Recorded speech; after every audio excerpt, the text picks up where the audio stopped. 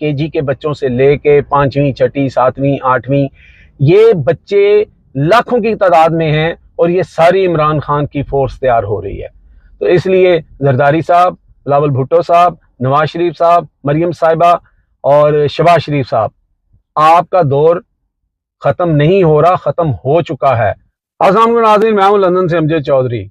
नाज़रीन, आज सुबह से ये शोर मचा हुआ है कि काजी फायज़ ईसा साहब ने पहली दफ़ा इस बात का इंदिया दिया है एक स्टेटमेंट देते हुए कि आपकी जो दरख्वास्त है, वो जो पटिशन है, वो मैंने नहीं लगाई, अब मेरे बाद लगेगी। यानी ये बाद वाला लफ्ज़ उन्होंने यूज़ किया, जिससे ये जाहिर होता है कि अब उनके जाने का वक्त आया जाता है। इसके ऊपर बहुत बात हो रही है और जो कुछ कल आपने देखा लाहौर में नवाज शरीफ साहब की रिहाइश गाह पर हुआ, 15-20 किस्म के खाने थे, 7 स्वीट डिश थी, सारा कुछ था, लेकिन कोई भी चीज़ जो है वो मौलाना फजलुर रहमान को राम नहीं कर सकी। मौलाना फजलुर रहमान के बारे में जो बहुत सारे लोग, बहुत सारे जर्नलिस्ट, पीटीआई के लोग एक ऐसी जो चीज़ कहते थे या उनका बिलीव था कि मौलाना फजलुर रहमान जो हैं वो शायद किसी वक्त भी जो है वो यू टर्न कर जाएंगे या वो पार्टी बदल लेंगे। लेकिन अभी तक मौलाना साहब जो हैं ये उनका ही तुर्रा इम्तियाज़ है कि वो डटे हुए हैं।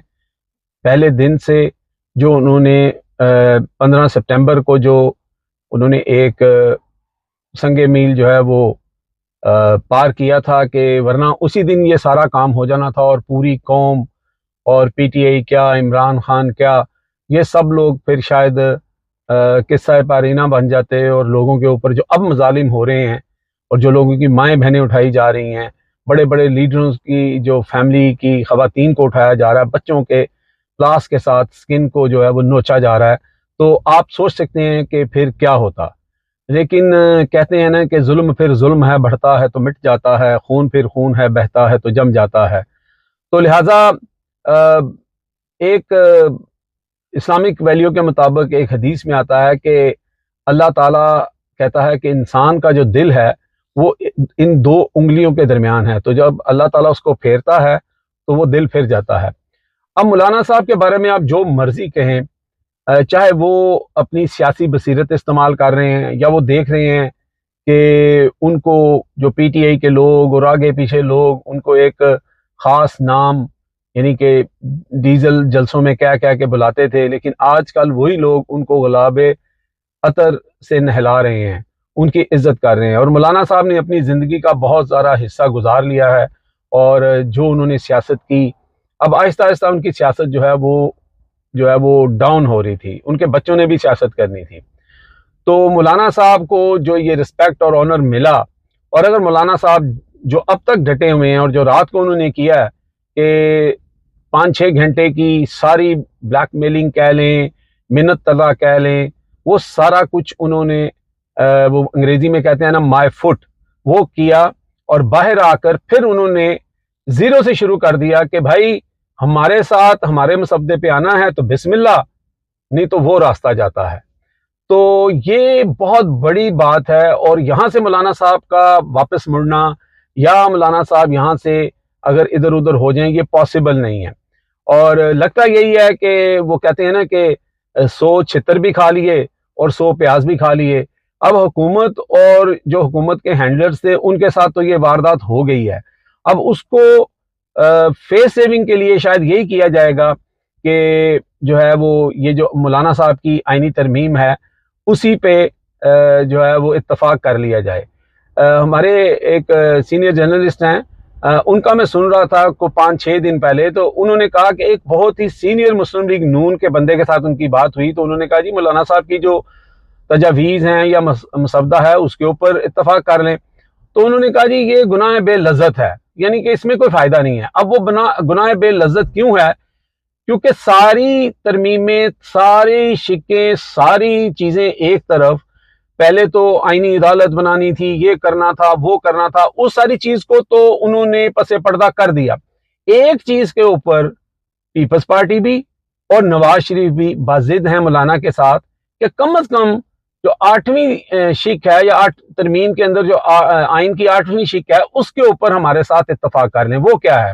वो ये है कि फौजी अदालतों का जो ट्रायल है उसको लीगलाइज कर दिया जाए, और वो सिर्फ फर्द वाहिद इमरान खान और उसके बाद उनकी पार्टी के वो लोग, और 9 मई को दोबारा जिंदा करना उनके मकसूद है। क्योंकि 9 मई तो अब मर चुका है। आपने पिछले 2 हफ्तों में, 3 हफ्तों में 9 मई का जिक्र सुना है?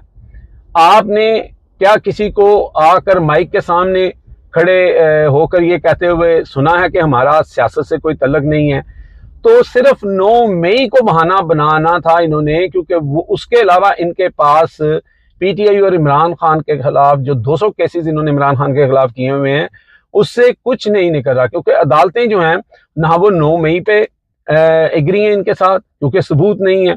सीसीटीवी आपने देखा कि जो मामलात होते हैं वो किस तरह पसे पर्दा डाले जाते हैं। ये पंजाब कॉलेज का जो वाकया हुआ, उसको तो पहले दिन ही जो है वो बिल्कुल क्लियर हो जाना चाहिए था कि तलबा को बैठाकर और सीसीटीवी दिखा देते। लेकिन 5-6 दिन बाद चीज़ों को मैनेज करने के बाद, मुबैना तौर पर अगर वहाँ ऐसा कुछ हुआ है, तो उसके बाद वो जहाँ हॉस्पिटल का कहा जा रहा है, वो एक खातून आके कह रही हैं कि उस पूरे हॉस्पिटल के अंदर उसको रिबन कर दिया गया था, कॉर्डन ऑफ कर दिया गया था। भाई उसकी ज़रूरत क्यों पेश आती है?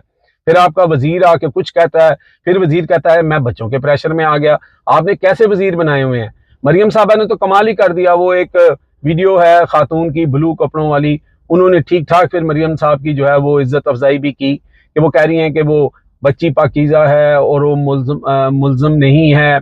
और भाई वो मुल्ज़म तो बच्ची कैसे हो सकती है? मुल्ज़म तो वो शख्स हो सकता है मुबैना तौर पर, अगर ऐसा कुछ हुआ है जिस बगैरत ने ये किया। और बच्ची हर हाल में पाकीज़ा है।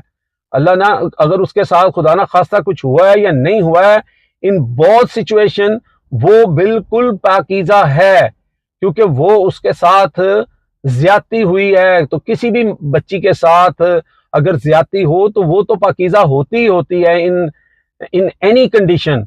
तो ऐसे लोग बैठ गए हैं आके, एक खवातीन हो के लोगों को ये भी नहीं पता होता कि बात कैसे करनी है। तो हम आते हैं काजी साहब की तरफ कि काजी साहब जो हैं उनका ये स्याह दौर और उनके स्याह फैसले, इंशाअल्लाह ताला उनका इख्तिताम जो है वो होने वाला है, और ये जुल्म का सूरज गरूब होने वाला है। क्योंकि अब तक जितने भी काम हुए हैं, जो लीगल तरीके से सारी चालें चली गई हैं, मैं आपको यकीन से कहता हूं कि एक एक चाल के पीछे जो है वो काजी फायज ईसा साहब थे। अभी आज एक कोर्ट रिपोर्टर को मैं सुन रहा था कि जो पिछली 3 छुट्टियां गुजरी हैं, उसके अंदर भी काजी साहब मुबैना तौर पर किसी न किसी से मिलते रहे हैं कि कोई ना कोई ऐसा मसला बन जाए, कहीं ना कहीं कोई तोड़ निकल आए कि मैं अगले 3 साल के लिए फिर आ जाऊं और मैं कायम दायम रहूं, जिससे मियाँ साहब भी कायम रहेंगे, जिससे जरदारी साहब भी कायम रहेंगे, और जुल्म का ये दौर जो है वो चलता रहेगा।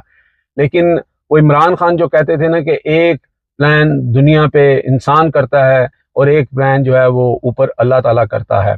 तो वो जो मर्द कलंदर इस वक्त अंदर बैठा हुआ है, वो गोशा तन्हाई में है। हजरत अली करमल्लाहु वजहू से किसी ने पूछा था कि इंसान सबसे ज्यादा करीब अल्लाह के कब होता है, तो उन्होंने कहा था जब इंसान गोशे तन्हाई में हो। तो जो शख्स पिछले 15 महीने से इस अवाम के बच्चों के लिए, इस अवाम के लिए ये सारे मजालिम सह रहा है, गो कि हमारी कौम उस तरह नहीं जागी, ठीक है, जिस तरह जागना चाहिए था, पुरतशद्दद होकर नहीं, लेकिन अपने हक के लिए बाहर निकलने के लिए। लेकिन वो चीज़ आहिस्ता आहिस्ता नजर आ रही है। आज जो ये बच्चे सड़कों पे हैं, उनके साथ खवातीन सड़कों पे हैं, फिर इसी तरह जो पीटीआई के वर्कर्स हैं वो सड़कों पे आ जाते हैं। और जितने जुल्म किए गए हैं ना, जो वकास अकरम थे, शेख वकार अकरम, वो एक लाइव सेशन में कल रात थे, उन्होंने जो बताया उनके MNA MPA सेनेटर्स की फैमिली के साथ क्या कुछ हुआ है, बंदा कानों को हाथ लगाता है। तो ये इससे बढ़ के आप ये सोचें कि ये काली रात जब ओवर हो जाएगी और नया सूरज निकलेगा, तो ये जो लोग जिन्होंने इतने जुल्म बर्दाश्त कर लिए हैं, फिर आप ये लोग क्या कर सकते हैं? फिर इनको कौन तोड़ सकता है?